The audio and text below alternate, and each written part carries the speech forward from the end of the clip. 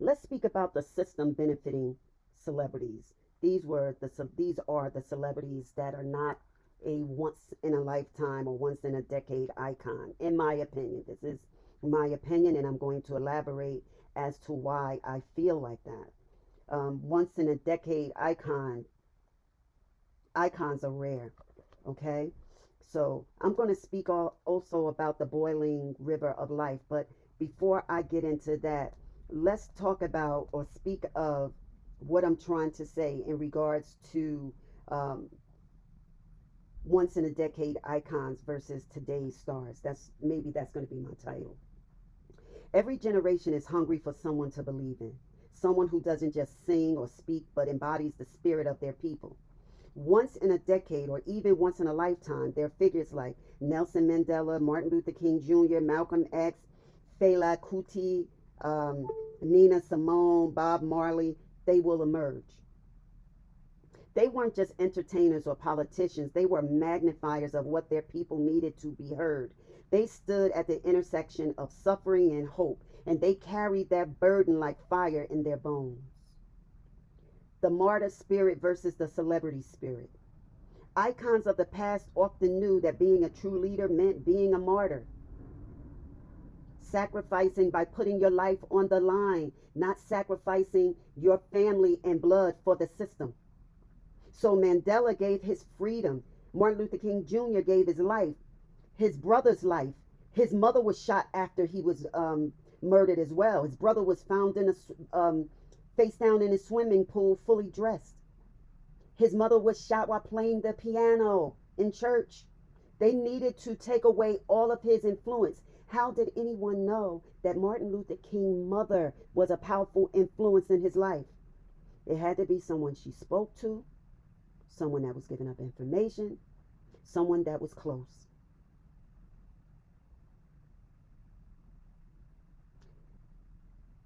Marley gave his voice even while dying. They knew change comes with a cost, and they were willing to pay it. But today's music icons, I will not give names, many are not built for that type of heaviness, that type of weight. They play to algorithms, not to souls. Their message isn't resistance, it's consumption. Their revolution is their merchandise, their businesses. Their leadership is profit. Why people still believe? Because the people still need to believe in someone. Humanity is wired to follow symbols, to cling to voices that rise above the noise. That's why fandom culture is so powerful. It's not just about music, it's about hope, identity, and belonging. But when today's icons exploit that belief without giving anything back, it becomes a scam, a betrayal of trust. Instead of magnifying the cry of the people, they magnify themselves. Do we have any icons that were supposed to magnify or had an opportunity to magnify the people, but instead they gained profit? They took advantage of a situation to magnify themselves. This is why we feel the drought, not because there aren't gifted people today, there are, but because few are willing to carry the cross for change. It's easier to chase dreams than to challenge systems. It's easier to be adored than to be martyred. It's easier to sell escape than to call for justice. Every once in a while, history will give us a Mandela, a Marlowe, a Simone, people who don't just entertain but embody revolution. And until the next one rises, the question will always linger. Are today's icons shaping the people, or are they scamming the people? Are we prepared to create and support the next true icon, or are we too comfortable with illusions? The rare once in a decade icons, Mandela, Malcolm X, Nina Simone, Bob Marley, they were not just talented, they were critical thinkers. They questioned the world as it was handed to them. They refused to settle for the official story. Their energy couldn't be bought, branded, or monetized. And because their energy didn't benefit the system, it became dangerous. Dangerous to oppressors. It was dangerous to the machine of exploitation. It was also dangerous to those who profit from silence. And what about today's contrast? today's mainstream icons. Their energy doesn't benefit the system. Their tours fuel corporations. Their sponsorships sell more products than ideas. Their messages are safe enough to never threaten the status quo. They don't magnify the challenges of the people, they magnify the profit of the system. And so the old icons mattered because they were critical thinkers. Like Mandela and Marley weren't trying to be celebrities. They were forced into leadership by the cries of their people. They saw injustice and refused to turn away. Do we have anyone today that could have addressed injustice and instead turned away? They sold out because the old icons, their lives became proof that truth is always inconvenient to power. And that is why they became legends, because legends don't feed systems, they break them. We are left with a choice as an audience, as a fan. Do we keep giving our belief, our energy, our money to icons who only reinforce the very systems that exploit us? Or do we look for, nurture, and become the next critical thinkers who carry truth, even if it costs? Because once in a decade, icons are very rare, but they're not extinct. They rise when the people are ready. So when we don't have that, it's because the masses are not ready to support that kind of individual. Barack Obama gave that image. And when he was elected, blacks from all cultures showed up. They believed that there was someone that would hear them, would make the world hear them because they had a platform. And it fell flat. It fell flat. And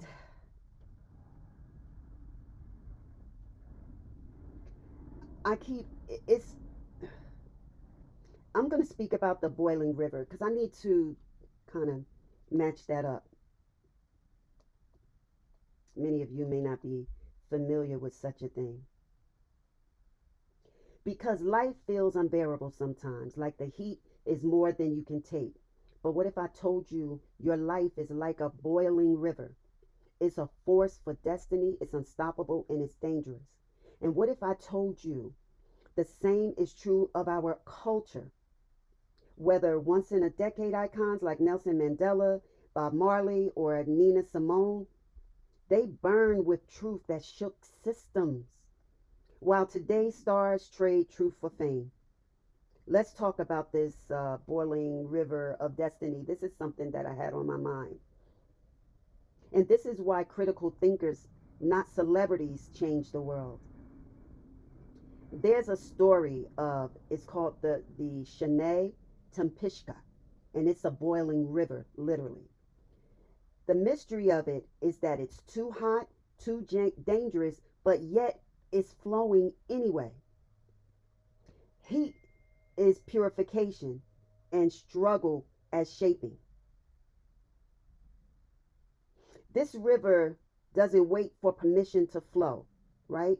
So why should you wait to live your purpose? Hardships aren't punishment. They're the heat that forges. They're like tea in hot water. Your true essence is released in pressure. Destiny is not revealed in calm waters. It is revealed in the boiling. Mandela, Marley, Simone, Malcolm X, not just famous, but dangerous to systems. Their energy couldn't be monetized. They carried truth, not merchandise. They magnified the cries of the people, not the profits of the elite. Today's music icons benefit the system through sponsorships, branding, safe messaging. They sell escape, not revolution or causes. People still need to believe in one, but the illusions dominate. Again, we don't lack talent. We lack martyrs willing to pay that price of truth. And the people must decide, keep feeding energy to system-approved stars or nurture the next real truth teller. Icons rise when people are ready. Just as boiling river flows against all odds, so you must. Don't fear the heat. You are being forged to flow into destiny. So ask yourself, are you giving your energy to illusions, or are you preparing to become the next voice the world needs? Because once in a decade icons are rare, but not extinct. You are not being destroyed. You are being forged. You are the river. If you are ready to flow into your purpose and with your purpose. So, what does a mysterious boiling river in Peru have to do with your destiny and the failure of today's cultural icon? I wanted to weave together a story of the boiling river with the truth about once in a decade leaders, because unlike today's stars, these icons were critical thinkers whose energy did not benefit the system but freed the people, freed their people, right? Why do today's music icons fail people? Because while legends like Nelson Mandela and Bob Marley and Nina Simone, they changed the world, right? The truth is, real icons are once in a decade, and they're not built to benefit the system. They were born to break it. And see, this river in Peru, the boiling river, scientists say it shouldn't even exist because its waters are too hot. They can kill. But yet it flows. Mysterious, dangerous, undeniable. And that's what destiny feels like. Your life heats up with trials, but it's not punishment, it's purification. The river doesn't wait for permission to flow, and neither should you. Mandela gave his freedom, Marley gave his voice, Nina Simone gave her career. They were critical thinkers whose energy threatened the system, and that's why they became legends. But today's icons, too many are caught in the machine. Their message sells products, not truth. Their fame fuels the system, not liberation. And the people today, the youth today, the challenges today, the division today, they need someone to believe in. But unfortunately, illusions dominate. True icons are rare, but they are not extinct. They rise when people are ready. Just like the boiling river, destiny flows no matter what.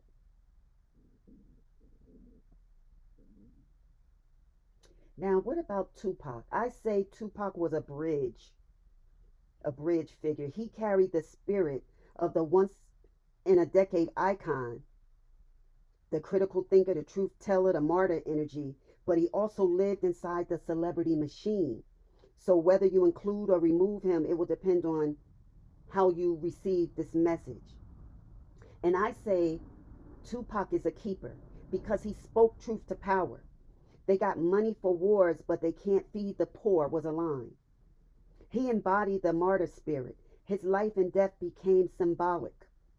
He resonates strongly with audiences who see him as one of the last true icons in music. He bridges older icons, Mandela, Marley, with newer generations. His life was complicated, yes, because it was tied to contradictions, industry contracts, and the same system that we are critiquing. Some may argue he was too co opted by the machine at certain points, including him. The message could be diluted, right?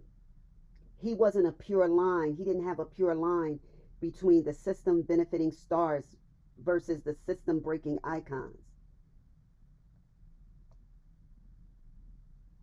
Nelson Mandela, he stood against apartheid, even when it meant 27 years in prison.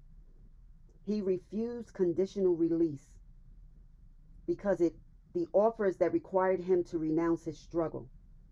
He would rather sit in a cell than compromise the liberation of his people. His life proves that integrity costs time and suffering, but it births nations. How about Nina Simone? She was known as the high priestess of soul, but her music was activism. She used her voice to call out racism, injustice, and hypocrisy. Songs like Mississippi Goddamn got her blacklisted from the U.S. music industry. She lost career. She lost career opportunities, and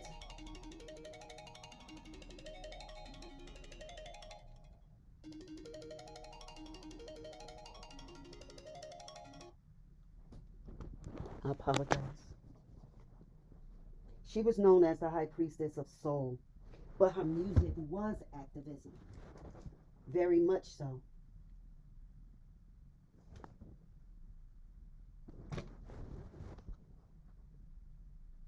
That won't throw me off, guys, because Nina Simone used her voice to call out racism and hypocrisy. She lost career opportunities, she lost wealth, and mainstream fame because she refused to dilute her message. Nina Simone is a symbol. She was a symbol of the system, how the system silences voices that don't conform, but her truth outlived the machine. Bob Marley tried to unify Jamaica during violent political division. He survived an assassination attempt in 1976, yet performed 2 days later with bullet wounds still in him. He said, "The people who are trying to make this world worse aren't taking a day off. How can I?" His music was banned in certain countries, but it still spread globally. He never sang for profit. He sang for revolution and consciousness. What about Malcolm X? He refused to soften his message to fit political safe zones. He exposed hypocrisy both in America and internationally. He was killed at 39 because his truth could not be contained. He said, "I'm for truth no matter who tells it. I'm for justice no matter who's it for or against." His life is proof that clarity threatens systems more than violence ever could. And Tupac Shakur was that modern bridge. He lived inside the industry, but he fought against its illusions. His lyrics exposed poverty, racism, police brutality, and systemic neglect. He was often called too real because he didn't play safe for sponsors or corporations. He predicted his death, saying that he would not live long because of what he spoke. Tupac showed what happens when a truth teller enters a system built on illusion. The system will consume them. These individuals, they refused compromise and they paid the price, whether in exile, poverty, prison, blacklisting, or death. Their energy did not feed the system, it threatened it. That's why they remain legends, not just entertainers. And what makes them a once in a decade is not just talent, it's their integrity that was unshakable. They proved that a true icon is dangerous because they belong to the people, not the system. They would not. They said freedom could wait.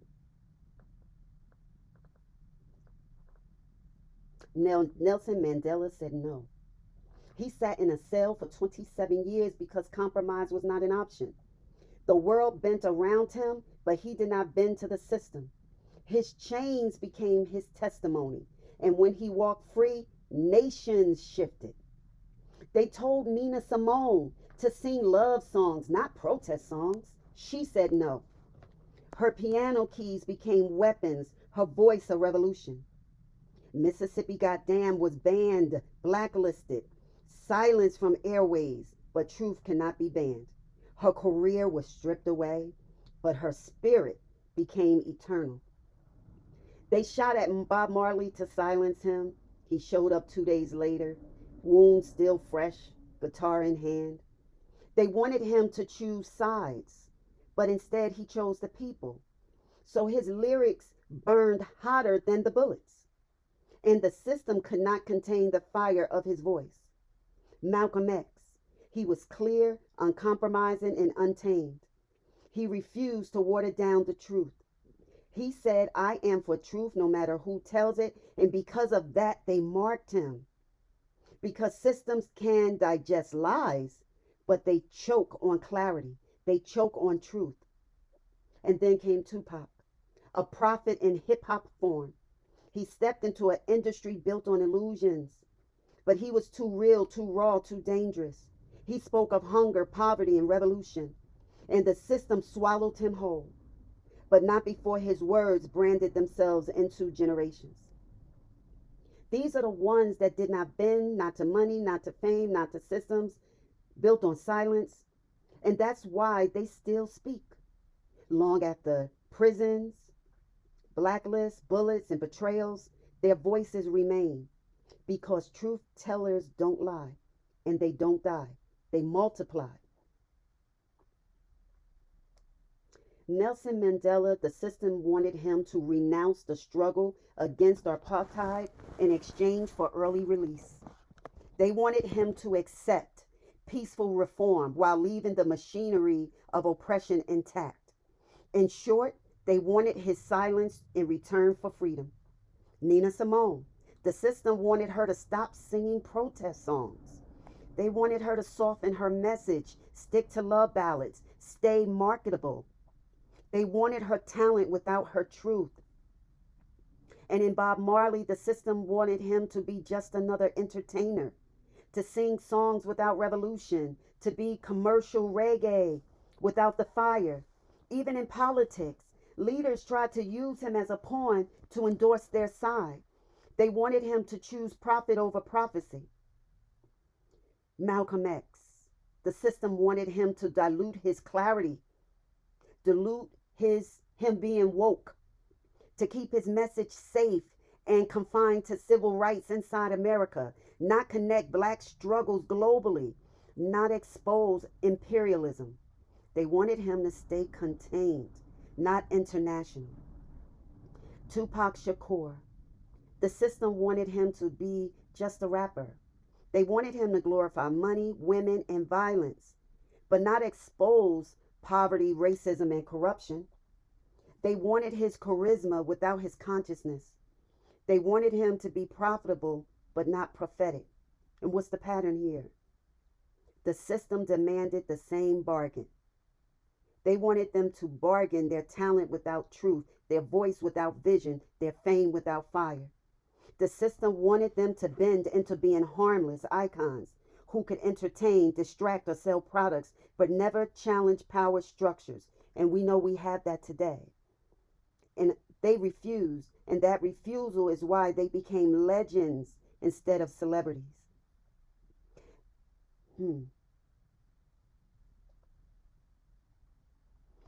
The system always wants the same thing. It doesn't care how gifted you are. It doesn't care how loud your voice is. It only cares if your gift benefits it, not your people, not your truth. The system told Mandela, leave the struggle, sign the paper, and we'll let you walk free. But freedom with silence is just another prison. Mandela refused. The system told Nina Simone, stop singing protest songs. Give us love songs, ballads, something sweet. We'll give you fame if you give us silence. But Nina refused. The system told Bob Marley, play it safe, sing for money, choose a side in politics, be our pawn.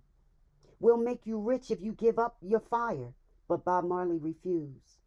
The system told Malcolm X, keep your message contained, talk about America but not the world, speak softly but call out empire. We'll let you live if you water down the truth. But Malcolm refused. The system told Tupac, stay a rapper, give us the violence, the women, the money. Don't rap about poverty, don't rap about revolution. Be an entertainer, not a prophet. But Tupac refused.